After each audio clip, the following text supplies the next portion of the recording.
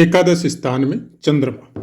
मंत्रेश्वर महाराज कहते हैं मनुष्य मनस्वी, दीर्घायु, धनी, पुत्रवान और नौकरों का भी विशेष सुख प्राप्त होता है। और सेम ऐसे ही चाहे वराहमिहिर जी हो और बाकी जितने भी वैद्यनाथ जी, काशीनाथ जी, जो भी जितनी भी पुस्तकें हम लोग बड़े बड़े मनीषियों की पढ़ते हैं, तो एकादश स्थान के चंद्रमा का बहुत ही अच्छा और सुंदर फल हम लोगों को ग्रंथों में मिलता है। अब किस तरह से मिलता है, कैसे मिलता है, ये वीडियो के नेक्स्ट पार्ट जिसमें हम लोग संपूर्ण चर्चा करते हैं उसमें बात करेंगे। जय माता की मित्रों, आज चर्चा करते हैं करक लगन में चंद्रमा एकादश स्थान में, यानी वृष राशि। वृष राशि, उच्च के चंद्रमा, एकादश स्थान और लग्नेश। जब भी ज्योतिष शास्त्र के कोई भी ग्रंथ उठा के जब हम लोग देखते हैं तो लग्नेश अगर एकादश स्थान में विराजमान हो तो आपको बहुत अच्छे फल प्राप्त होते हैं, ऐसा पुस्तकों में देखने को मिलता है और होते भी, ऐसा बात नहीं है नहीं होते। और अगर वो उच्च का भी हो तो और भी अच्छे फल प्राप्त होते हैं। लेकिन संपूर्ण कुंडली का जब अवलोकन करने जाते हैं, जब नवमांश को लगा के देखते हैं, तो बहुत सी चीजें हम लोगों के सामने क्लियर होती है। उसके साथ जब नक्षत्र को भी लगाते तो बहुत सी बातों का पता चलता है। और फिर जब से ये चैनल हमने शुरू किया है तब से आप देखिएगा चंद्रमा के विषय में हमने कुछ ज्यादा बोला है। नक्षत्रों के बाद अगर किसी कोई भी ग्रह के बारे में ज्यादा चर्चा की है तो उसमें चंद्रमा है। बहुत बार क्लियर भी किया है क्या इफेक्ट होता है चंद्रमा का आपके अपने जीवन में। हम एक छोटा सा क्वेश्चन करते हैं आप लोगों से कि आपके मन में कोई इच्छा है जो आपने पाल रखी है कई दिनों से, और उसके लिए आप, अगर आप सनातनी हैं तो बहुत बड़े मंदिरों में या अपने इष्ट भगवान के पास मन्नत मांगने जाते हैं कि प्रभु मेरी ये इच्छा पूरी कर दो। और जब आपकी वो इच्छा पूरी हो जाती है तब पहली बात तो जो मन्नतें आपने मांगी है उन सबको भूल जाते हैं, क्योंकि आपको भी पता नहीं रहता कि कितनी जगह वो भाव आपने कितने मंदिरों में प्रकट किए हैं। लेकिन वो पूरी होने के साथ साथ एक दूसरी इच्छा प्रकट हो जाती है। ऐसा क्यों होता है? यह है चंद्रमा। यह चंद्रमा वृष राशि पे जब लग्नेश का स्वामित्व लेके एकादश स्थान में विराजमान होते हैं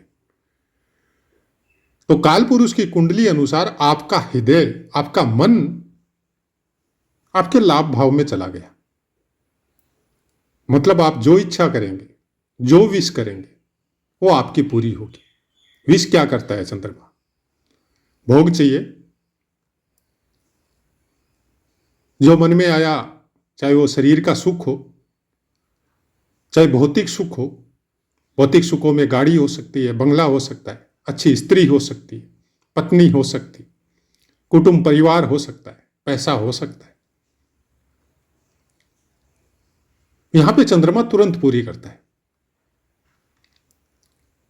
और करक लगन वालों के लिए कुछ विशेष योग कारक हो जाता है। लेकिन इसी में छुपा हुआ कुछ और रहस्य भी होता है। हम लोग देखते हैं ना बच्चों को, आप जैसा उसको वो मांगता है वैसा उसकी विश पूरी करते जाते हैं। छोटी से वो विश बड़ी होती जाती है। और किसी दिन जब आपको लगता है कि ये जरूरत से ज्यादा मांगने लग गया या जबरदस्ती करने लग गया, तब आप वहां पे उसको रोकते हैं। वो उस चीज को एक्सेप्ट नहीं करता है। क्यों? क्योंकि बहुत सालों से उसके अनुसार आप चलते आ रहे हैं। जो उसने मांगा वो आपने दिया है। बहुत बड़ी बड़ी गलतियों को आपने उसकी माफ किया है। ऐसे बच्चों के चंद्रमा एकादश स्थान में होते हैं प्रायकर। अब वो लग्न अनुसार हो सकते हैं, नवमांश कुंडली के अनुसार भी हो सकते हैं, या वर्ग कुंडलियों के अनुसार भी हो सकते हैं। जिस तरह का रिफाइन ले लेके कुंडलियों का जब आप अध्ययन करते हैं तो वैसा आपको देखने को मिल सकता है। लेकिन अनैतिक और असंस्कारी, हम कुसंस्कार यहां नहीं बोलेंगे, असंस्कार, मन की एक इच्छा कुछ इस तरह से है कि आप अच्छी इच्छा करते करते जब वो आपकी पूरी होने लगती है तो मन के भावों में गलत इच्छाएं अपने आप पनपने लगती है। खासकर कर्क लग्न वालों के चंद्रमा अगर एकादश स्थान में हो, और उसके सबसे बड़ा कारण यह है कि काल पुरुष की कुंडली अनुसार आपके चतुर्थ भाव से अष्टम होता है। आप जब भी किसी ग्रह का फलादेश करो, चाहे किसी भी लग्न वालों का हो, हमेशा ध्यान रखना चाहिए कि ग्रह अपने कारक भाव से कहां पे विराजमान है। वो सबके विषय में जरूर सोचना चाहिए, क्योंकि वो कारक भाव का फल आपको देगा ही देगा। वो चतुर्थ स्थान आपका मनस है, मन है, और वो क्या बोलते हैं अंग्रेजी में, डोमेन। ये मन का जो क्राइटेरिया है ना, ये आपकी पूरी कुंडली के हर स्थान को डिस्टर्ब करता है। आप काम में कितना मन लगाएंगे ये चतुर्थ स्थान बताएगा या चंद्रमा बताएगा। आप दुश्मनों से कैसे निपटेंगे ये भी चंद्रमा बताएगा। बुद्धि को वाक चातुर्य के द्वारा या लेखनी के द्वारा किस तरह से पुस्तकों में या शब्दों के द्वारा बयान करेंगे, उसको क्रिएट करेंगे, ये भी मन बताएगा। क्योंकि कोई भी चिंतन सबसे पहले आपके मन में उठता है, दिमाग का काम बाद में है, पहले मन में आता है। मन अपनी संचार व्यवस्था से उसको दिमाग में भेजता है। दिमाग का डोमेन केवल इतना है कि वो उन नाड़ियों को आदेश देता है जो उस काम को करने लायक फिजिकल एक्टिविटी में एक्टिव रहती है। जैसे किसी के साथ मारपीट करना है तो दिमाग में गुस्सा आके आपके हाथ और पैरों और पूरी शरीर को एक्टिव करता है। किसी को मीठी वाणी बोल के अपने अंदर मिलाना है या उसको वशीभूत करना है,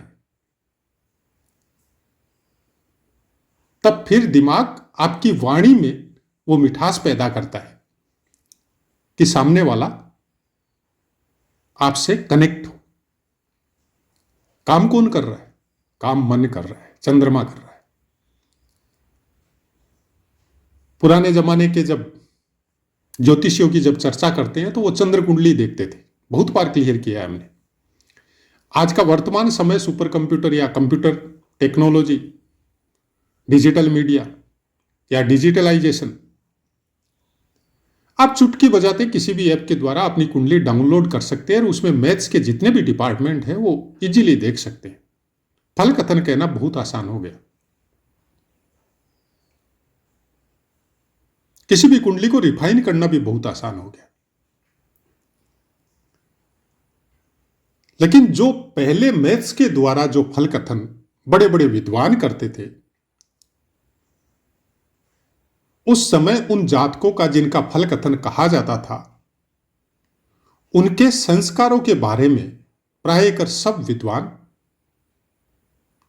संतुष्ट थे, क्योंकि समाज में उस समय में इस तरह का वातावरण नहीं था।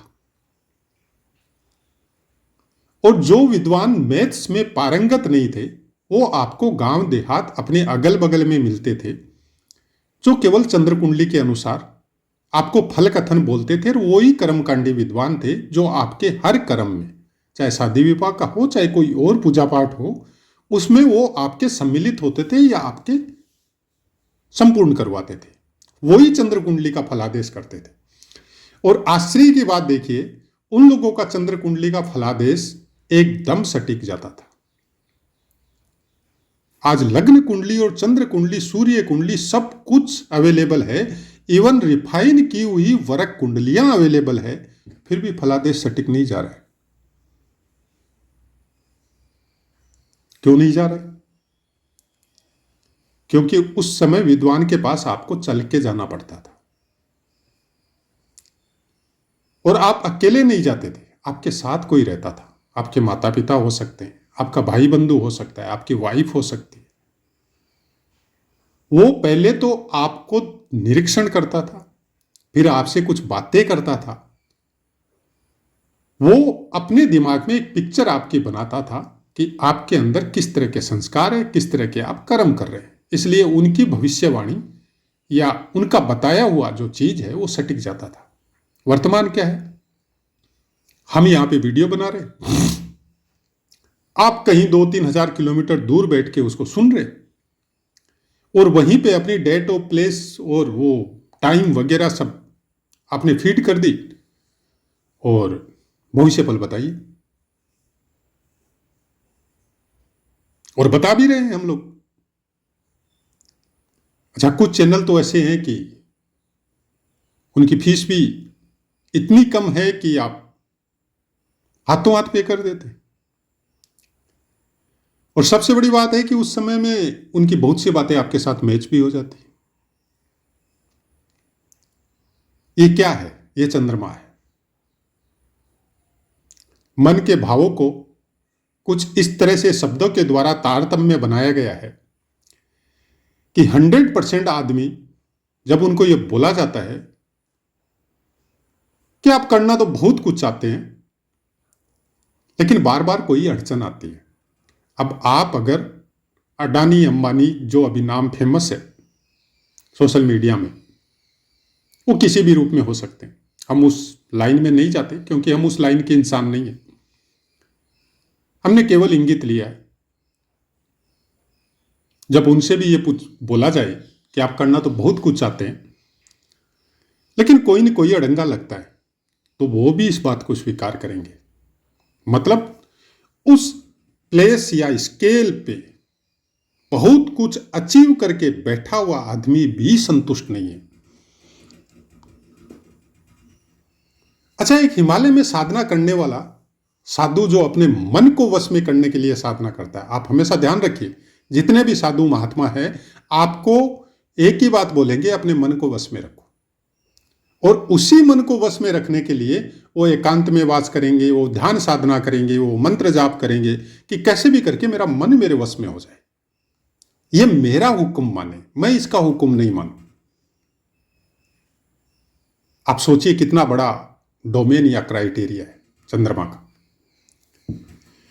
और हम लगे पड़े हैं शनि के उपाय करने में, राहु के उपाय करने में, केतु के उपाय करने में, अभी कुछ हद तक थोड़ा ज्यादा ट्रेंड में आ गया मंगल का उपाय करने में। और करवा कौन रहा है? चंद्रमा। क्योंकि सब ग्रह अपना कार्य आपके विचारों से कनेक्ट होके करते हैं। मंगल क्या है? आपकी शक्ति, शारीरिक शक्ति, फिजिकल शक्ति में जब कोई बिजली कौंधती है, तब आपके पूरे शरीर के रोम रोम एक्टिव होते हैं। लेकिन इस बिजली कौंधने वाली एक्टिविटी को क्रिएट मन करता है। तो मान लीजिए किसी ने आपको बैठे बिठाए बिना मतलब थप्पड़ मार दिया, आपका शरीर हाथों हाथ एक्टिव नहीं होता है, आपके मन में पहले यह बात आती है कि क्यों मारा, फिर शब्दों के द्वारा निकलती है, और कई बार शब्द साथ नहीं देते हैं, सीधा मंगल को आदेश लगता है मन से, इसने थप्पड़ मारा, इसको मुक्का मारा, मंगल एक्टिव हो जाता है। कभी गौर करिएगा इस बात पे। एक ग्रह को साधने से सब ग्रह सध जाते हैं। प्रायकर सब पाठ में इतना हम चंद्रमा के बारे में नहीं बोलते हैं, लेकिन जब जब मौका मिलता है हम जरूर बोलते हैं। एकादश स्थान का चंद्रमा आपकी इच्छाएं पूरी करते करते एक स्थान पे आके आपको डिमोरलाइज कर देता है। वो इच्छा आपकी पूरी होने नहीं देता है। तब आप माइनस थिंकिंग में आते हैं, अपने आप को कोसते हैं, अपने फ्रेंड सर्कल को कोसते हैं, अपने माता पिता और परिवार तक को गालियां दे सकते हैं, और फिर कुछ अपना नुकसान भी कर जाते हैं, फिर गिरते हैं। अगर उस स्थिति से निकल गए, कुछ ऐसी अनुभूति या ऐसा कुछ आशीर्वाद या परिवार का साथ आपकी परिस्थिति को समझ के मिल गया, तो फिर खड़े हो जाते हैं, फिर दौड़ लगाने के लिए तत्पर है। कर्क राशि वालों के साथ एकादश स्थान का चंद्रमा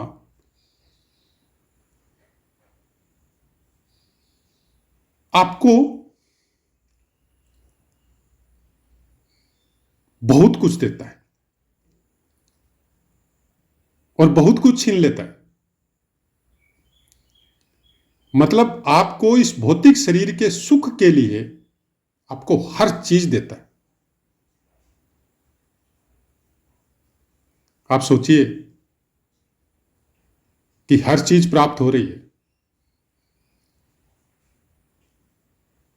तो आप धीरे धीरे अपनी कठिनाइयों को निमंत्रण देना चालू करते हैं कि जब हर चीज प्राप्त हो रही है तो फिर इसको भी प्राप्त करो। और फिर वो समय भी एक बार जरूर आता है, जो चीज आपके लिए नहीं बनी, आप उसके पीछे भागने के चक्कर में जितना सब कुछ आपने कमाया ना, सब दांव पे लगा देता है। इन शब्दों को आप कुछ इस तरह से समझिए कि एकादश स्थान, तीसरा स्थान और सप्तम स्थान, ये काम त्रिकोण है। यहां पे बैठ के कोई भी ग्रह, और इन सब ग्रहों का बाप चंद्रमा, मतलब कोई भी ग्रह आपकी कामनाओं को बढ़ाते हैं, लेकिन उन पे कंट्रोल हो सकता है। लेकिन अगर चंद्रमा है तो फिर कंट्रोल होना बहुत मुश्किल है। और सबसे बड़ी बात है कर्क लगन वालों के कि ये लग्नेश भी है, तो और ज्यादा बली है। अब यहां पे चंद्रमा अगर दुखी हो जाए, पीड़ित हो जाए, तो और भी बुरा है। क्योंकि अगर आपकी इच्छाएं पूरी नहीं होगी तो आप अपने आप को नुकसान कर देंगे, यह भी एक प्रॉब्लम है। तो करें क्या? सबसे पहले तो यह देखिए कि आप जो सोच रहे हैं या जो मांग रहे हैं वो इच्छाएं आपकी पूरी हो रही है क्या। अगर हो रही है तो कंट्रोल कीजिए अपने आप पे, और आपको ऐसा जीवन भगवान ने दिया है कि आप हजारों लाखों करोड़ों की इच्छाओं को पूरा कर सकते हैं। कुछ जीवन शैली को उस तरफ मोड़िए, फिर देखिए चंद्रमा आपको कैसे साधारण से असाधारण बनाता है। फिर पूरा यूनिवर्स या पूरी प्रकृति आपकी हेल्प करेगी, आपके ऊपर विश्वास करेगी, क्योंकि उसको पता चल जाएगा यह इंसान केवल अपने भोगों के लिए नहीं जन्मा है, ये सब जीवों के भोगों के लिए उनको सामग्री या उनको सब चीजें प्रोवाइड करवा रहा है। हम इस योग को बहुत सुंदर मानते हैं, लेकिन बहुत ही घटिया भी मानते हैं एकादश स्थान के चंद्रमा को। उसका कारण यही है कि अगर खुद के ऊपर कंट्रोल नहीं किया तो ये चंद्रमा पतन के सब रास्ते आपके लिए खोल देता है। हम लोगों का जन्म,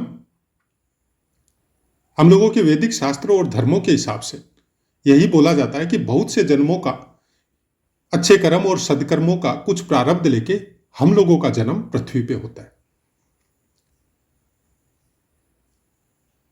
अब पृथ्वी पे होने के बाद में जो ग्रह हम लोगों को कुछ देने के लिए आए हैं प्रारब्ध के द्वारा, बहुत सा बैंक बैलेंस लेके आए चंद्रमा एकादश स्थान, और उसका उपयोग केवल अपने स्वार्थ के लिए अगर करना चालू कर देंगे तो फिर वो दरवाजे वापस रीओपन हो जाते हैं, जिसमें फिर बहुत से जन्मों में कभी षष्टम का चंद्रमा लेके जन्मेंगे, कभी अष्टम का लेके जन्मेंगे, कभी चतुर्थ का लेके जन्मेंगे, वो भी किसी खराब स्थान के ग्रह से कनेक्ट होके, या केतु के साथ चंद्रमा जन्मेंगे। कोई भी योग कारक ग्रह और उसमें चंद्रमा आपके जीवन को बहुत ऊंचाइयों तक लेके जा सकता है और आपके पतन के वो रास्ते खोल सकता है जिसके आपने कभी कल्पना ही नहीं की होगी। ऐसे दृष्टांत, ऐसी चीजें हम लोगों को समाज में देखने को मिल जाएगी कि ऐसे ऐसे इंसान थे, कभी उनका नाम गूंजता था और मरते समय उनके पास खाने के लिए एक रोटी तक नहीं थी और किसी को पता ही नहीं है, मर गए। जब गंध आने लगी तब कहीं से किसी ने फोन किया और डिपार्टमेंट वाले आके उसको डिस्ट्रॉय कर दे, और उसके बाद में किसी को पता नहीं। चंद्रमा कुछ ऐसा ही होता है। इसलिए परिवार में, संस्कारों में आज भी है, ऐसे परिवार है जो अपने बच्चों पे कुछ विशेष अंकुश रखते हैं, कुछ इच्छाओं को पूरा नहीं करते, समझाने की कोशिश करते, और सबसे बड़ी बात है कि खुद चलते हैं उस बात पे, तब बच्चे भी उन बातों को मानते हैं। लेकिन अगर हम चलेंगे नहीं और हम अपने बच्चों को, दोस्तों को या परिवार के किसी सदस्य को बोलेंगे ऐसा नहीं करना चाहिए और हम खुद नहीं मान रहे, तो आजकल के बच्चे बहुत समझदार होंगे। ये डिजिटल युग का सबसे बड़ी त्रासदी समझ लो आप, या सबसे बड़ा प्लस पॉइंट समझ लो कि बच्चे उम्र से पहले समझदार हो रहे हैं। इसलिए माँ बाप की या परिवार की या कुटुंब की जिम्मेदारी बहुत ज्यादा बढ़ जाती है। लेकिन किसी को हम नहीं सुधार सकते, हम केवल ज्योतिष के द्वारा समझा सकते हैं, वो भी किसी को समझ में आए तो। रही बात चलने की, हम ये भी नहीं कहते कि हम 100% उसके हिसाब से चलते, क्योंकि 100% तो फिर परम पुरुष है। लेकिन हां, जब से समझ में आया है, खासकर चंद्रमा, तब से कंट्रोल कर रहे हैं हर चीज के ऊपर। चंद्रमा को कंट्रोल करने का बहुत सुंदर तरीका है जो हम लोगों के संस्कारों में आज भी परिवारों में जीवित है। चंद्रमा से कनेक्टेड सबसे ज्यादा स्त्रियां होती है, पुरुष भी है, लेकिन स्त्रियां सबसे ज्यादा होती है। इसलिए स्त्रियों के लिए बनाए गए सत्संग है, व्रत है, कुछ आभूषण वगैरह कि शरीर के कौन से हिस्से में कौन सी धातु का आभूषण पहनना चाहिए, वैसे ही इंसानों के विषय में व्रत या सत्संग या मंदिरों में जाना या पाठ पूजा करना, ये सब चंद्रमा से कनेक्टेड है। अपने संस्कारों को परिवार के साथ कुछ इस तरह से मैनेज करना कि सबके लिए आदर सूचक भाव हो, शब्द हो और कर्म भी हो। मन से, वचन से, कर्म से एज इट इज सेम जाए कि मन में जो भाव उठे वो भी अच्छे, शब्दों के द्वारा जो वचन बोले जाए वो भी अच्छे, और फिर उन वचनों को फिजिकली जब कर्मों में उतारा जाए वो भी सही। इसका मतलब उस इंसान का चंद्रमा या तो बहुत अच्छा है या फिर उसने अपने आशीर्वाद, अपने कर्म, अपने कर्तव्य, कुछ देव शक्तियों का आशीर्वाद या प्रारब्ध के द्वारा उसने चंद्रमा को बहुत अच्छा बना के रखा हो। नहीं तो ये जो इच्छाओं की प्रवृत्ति है ना, मन के द्वारा जो प्राप्त होती है, इसको वश में करना आप अनेकानेक ग्रंथों में, अपने पुराणों में अनेक पाठों को आप सुन सकते हैं। ऐसे ऐसे ऋषि, संत, महात्मा जिनकी पुस्तकें हम लोग पढ़ते हैं, एक समय में इसी मन की वजह से, इसी चंद्रमा की वजह से वो भी पतित हो गए थे। तो आशा है मित्रों, पाठ समझ में आया होगा। अब अपनी वाणी को विराम देते हैं, आपसे आज्ञा लेते हैं। जय माता।